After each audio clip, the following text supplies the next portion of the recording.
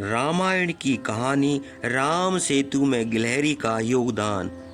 माता सीता का हरण होने के बाद भगवान राम को लंका तक पहुंचाने के लिए उनकी वानर सेना जंगल को लंका से जोड़ने के लिए समुद्र के ऊपर पुल बनाने के काम में लग जाती है। पुल बनाने के लिए पत्थर पर भगवान श्री राम का नाम लिखकर पूरी सेना समुद्र में पत्थर डालती है। भगवान राम का नाम लिखे जाने की वजह से पत्थर समुद्र में डूबने के बजाय तैरने लगते हैं। यह सब देखकर सभी वानर काफ़ी खुश होते हैं और तेजी से पुल बनाने के लिए पत्थर समुद्र में डालने लगते हैं। भगवान राम पुल बनाने के लिए अपनी सेना के उत्साह, समर्पण और जुनून को देखकर काफ़ी खुश होते हैं। उस वक्त वहाँ एक गिलहरी भी जो मुंह में कंकड़ उठाकर नदी में डाल रही थी। उसे ऐसा बार बार करते हुए एक बानर ने देखा। कुछ देर बाद बानर गिलहरी को देखकर मजाक बनाता है।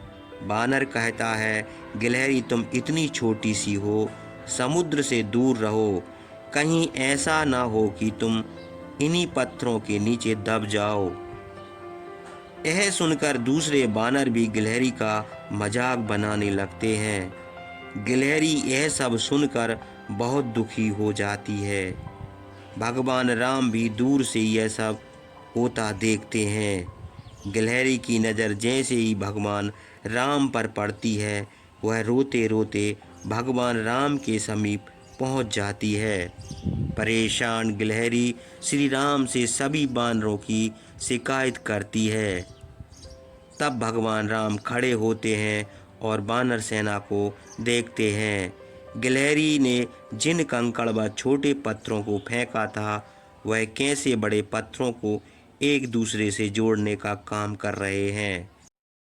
भगवान राम कहते हैं, अगर गिलहरी इन कंकड़ों को नहीं डालती तो तुम्हारे द्वारा फेंके गए सारे पत्थर इधर उधर बिखरे रहते।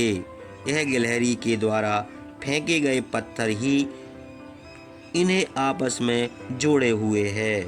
पुल बनाने के लिए गिलहरी का योगदान भी बानर सेना के सदस्यों जैसा ही अमूल्य है।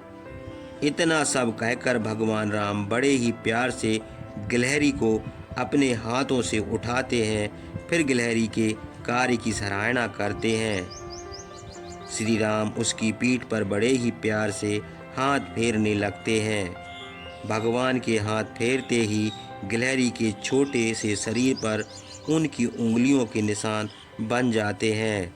तब से ही माना जाता है कि गिलहरियों के शरीर पर मौजूद सफ़ेद धारियाँ कुछ और नहीं बल्कि राम की उंगलियों के निशान के रूप में मौजूद उनका आशीर्वाद है।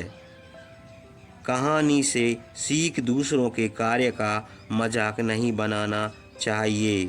कार्य में किसी भी तरह का योगदान महत्वपूर्ण होता है। साथ ही दूसरे द्वारा मजाक बनाए जाने के बावजूद आपको अपना आत्मविश्वास नहीं खोना चाहिए।